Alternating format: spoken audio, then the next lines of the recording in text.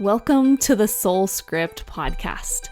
Here we explore how to unlock the power of our story.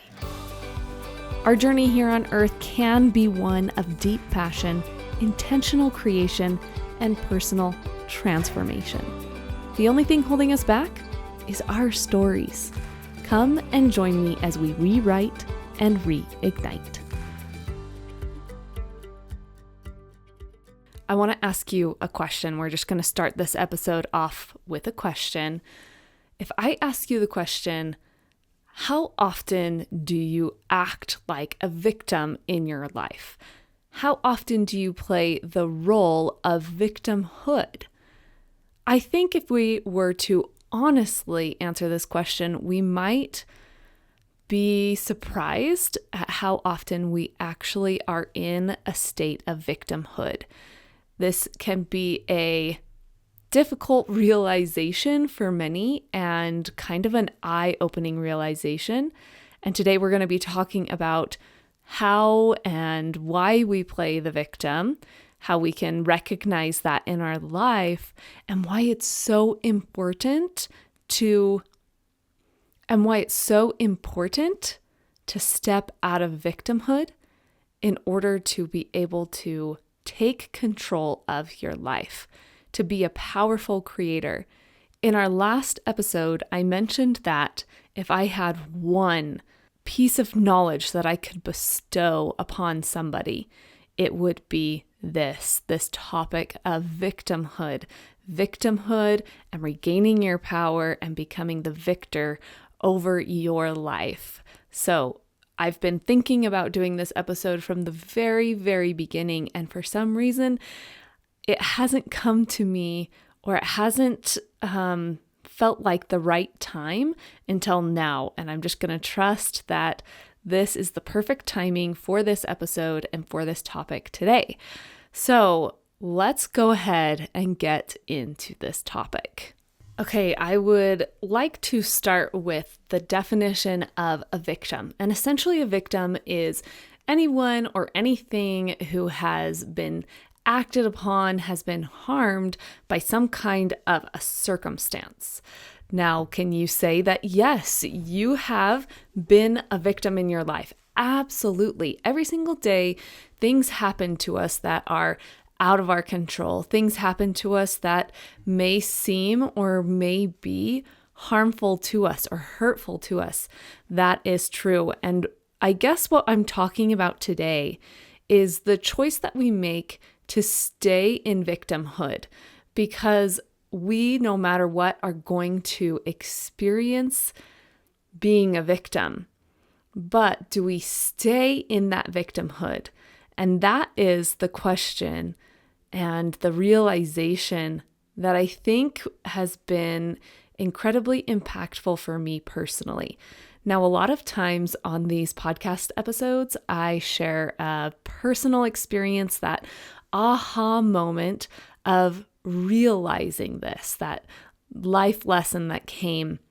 I don't have a specific memory in this case. I don't have any one lesson that stood out to me, and I'm not even sure how I came to this realization, but it's been probably 7 or so years that I had this realization.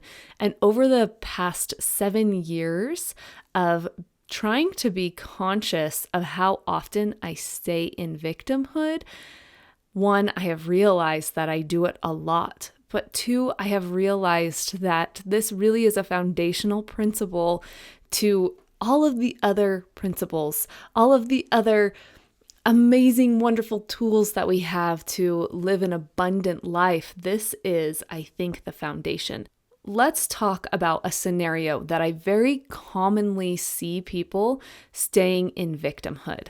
And this scenario goes along with divorce. I personally have not experienced divorce. And so while I cannot attest to this firsthand, I've been able to help, assist, support many individuals who have gone through a divorce or who are currently going through a divorce or who are struggling and thinking of that pathway of divorce. I see this time and time again, a common thread through all of these individuals, that they get stuck in a place of victimhood throughout this process of divorce.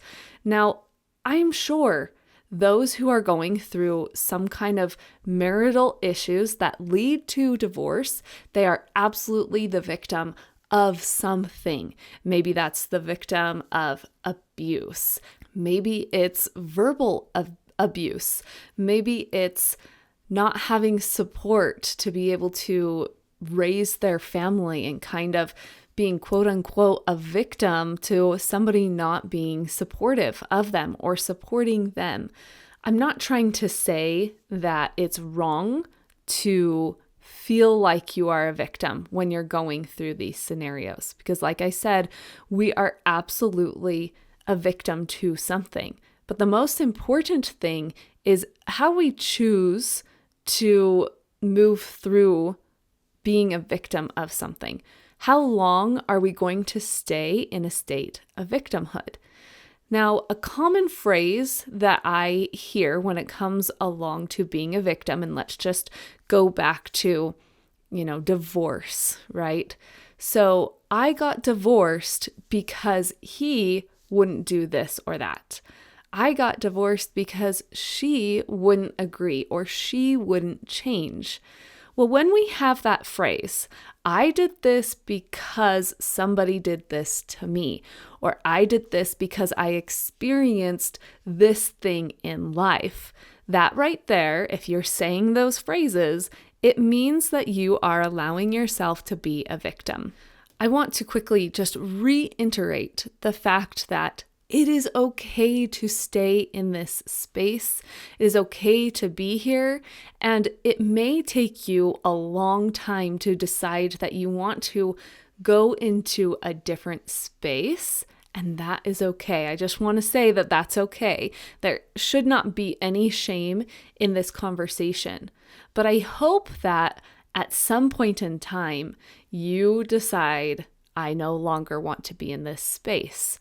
Now, why is it so important, so crucial, and so fundamental to get out of a space of victimhood? Simply put, when we are a victim and we decide to stay in that space, we are giving somebody else or something else our power to change, our power to be free, our power to own up to and take charge of our emotions, our power to choose different pathways, our power to choose a different way of thinking. When we say, I am this way because somebody else did something, we are giving that something else our power to do anything. And that is why this is so crucial. And when you finally get to a place where you're just fed up with wherever you are, you're just done, you no longer want to be stuck in your crap, this is the first step that you need to make. I talked about in the previous episode that one, you have to be aware of where you are, what's going on. You have to be aware that you are in a place of being a victim and that you've been staying there and that you've been choosing that. So really, technically, that is step one. We have to have an awareness. But step two is deciding to reclaim our power. And I know that you have probably heard that phrase, reclaim your power. Well, how do we reclaim our power? And this is, I feel like, a very concrete way, a very concrete avenue to be able to reclaim your power. It's a very tangible way of thinking about that saying. Now, this doesn't have to be in just divorce or just experiences of abuse or just really nasty history and past. It can be on a very small scale on a day-to-day basis. Well, I yelled because they were making me upset. I did XYZ because somebody did something to me or somebody was acting a certain way.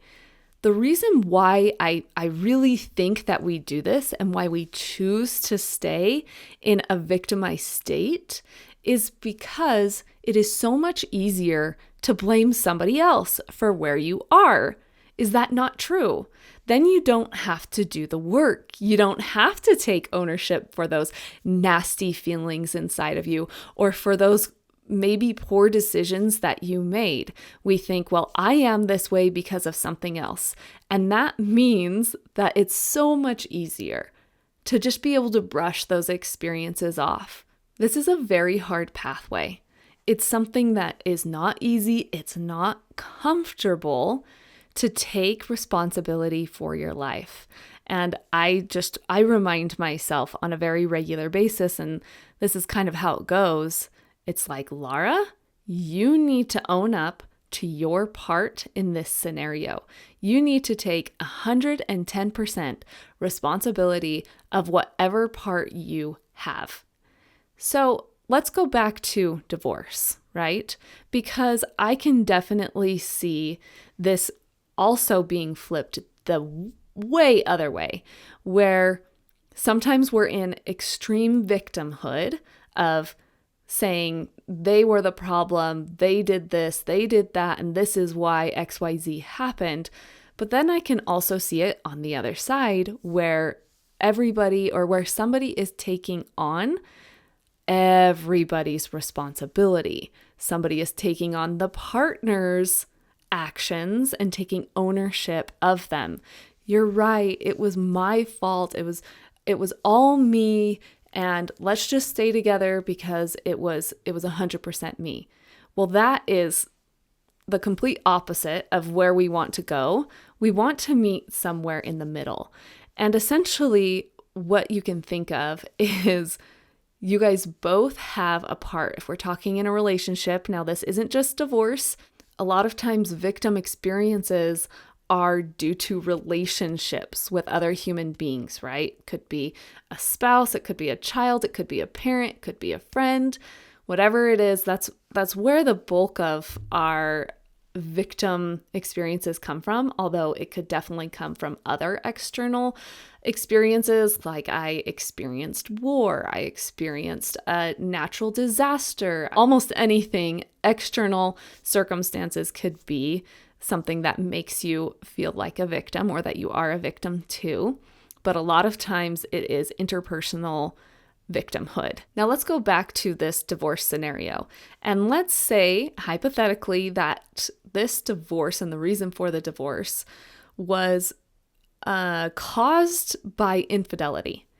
Now we can definitely look at this scenario and there are complexities in here, I think, because really to do this whole situation justice, we would have to go back and look at the entire marriage.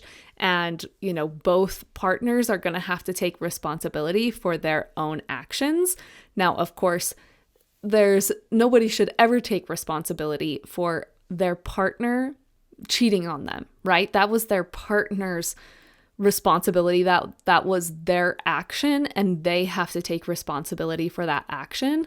But then we also, get to look back on our part in it, on the rest of the entire marriage and take responsibility for our actions within the marriage too. So this can be quite complex and I absolutely don't want to get into that nitty-grittiness because of the complexity of each individual scenario. When we're talking about infidelity, there's one person who definitely crossed a line, who broke trust, and then there's another individual who experienced the other side of that. It would be very easy for the couple, for the individual who was cheated on, to go the rest of their life saying that they don't trust men because, or women, I guess, because of this experience that happened. It would be very easy for anybody to move forward from any victim experience and blame that experience for all of their shortcomings, or all of the reasons why they aren't where they want to be. And going back to what we mentioned before, where probably one of the main reasons why we choose to be a victim is so that we can remain in a comfort place and not have to go through the yuck. Taking responsibility and stepping out of victimhood gives us our power back. Now, I don't know about you, but I like to be in control of my life to whatever degree that I can. I like to have my power. I believe in being a passionate and powerful creator, especially a co-creator with God. And we cannot create passionately and creatively and powerfully if we are not claiming our power. And that's what this really comes down to. That's why this is so important, because you cannot create or choose something different as long as you are giving your power away. What you need to do is take ownership in what you have done. Once again, not taking on everybody else's crap, but taking your crap and then letting other people take their own ownership over their stuff. That's kind of where we come in with boundaries, right? We talk about boundaries, and boundaries are a really healthy way to say, this is your crap. You aren't going to put your crap on me. But then what also we need to do when it comes along with that boundaries and giving people their crap is also taking our crap, looking at it, and deciding what to do with it. What I would encourage you to do after this podcast is just start with that awareness. Step one, having an awareness. And I want you to listen to the way that you're saying things. I want you to listen to the way that your friends, your family, your kids, how they are saying things, even about things on a really small scale. And pay attention to every time that somebody shifts into victimhood and what happens to them when they shift into that victimhood. I want you to pay attention to when people shift out of victimhood and they take responsibility. What happens to them then? What does their life look like? When they say, I'm at a dead-end job and I hate it, but I still have to go because I have to make ends meet, do they really have to go to that dead-end job? Or are they using that as an excuse to stay away from the discomfort of going out, putting themselves out there, finding a new job, and maybe experiencing failure or maybe experiencing rejection? And actually, this is making me think of a concept in philosophy. It's two things, actually. There's the concept of tasks and how we need to, one, take responsibility for our tasks and give other people their tasks. But then there's also this concept of everything that we do, every action that we take, we are trying to achieve a goal that we have set for ourselves. Now, a lot of our goals that you have unconsciously set for yourself are things like avoiding failure, avoiding discomfort, avoiding scary situations, avoiding rejection. We have these unconscious or subconscious goals, and these are not bad goals. We also have goals like, I'm going to make sure I survive. I'm going to make sure I have enough food. Now, these goals are not inherently bad goals. They're good goals. They're things that keep us safe, but they are things that will override our other goals. So we have these conscious goals, these ones that, you write and put up on your wall and look at every day and you try to achieve. But guess what? Your subconscious or unconscious goals trump those other ones. So essentially the idea is that sometimes we self-sabotage in order to reach those unconscious or subconscious goals, which are normally based around survival or not getting uncomfortable, our comfort. And so it's interesting to be able to see how hand in hand these things go, because we talked about how we usually don't take responsibility and we usually stay in victimhood in order to stay away from discomfort or rejection or failure. And so we are obtaining or reaching those subconscious or unconscious goals by staying in a victim mindset. Well, in order to eventually make those conscious goals, is we have to put ourselves into one, a place of safety, peace, being harmonious on the inside.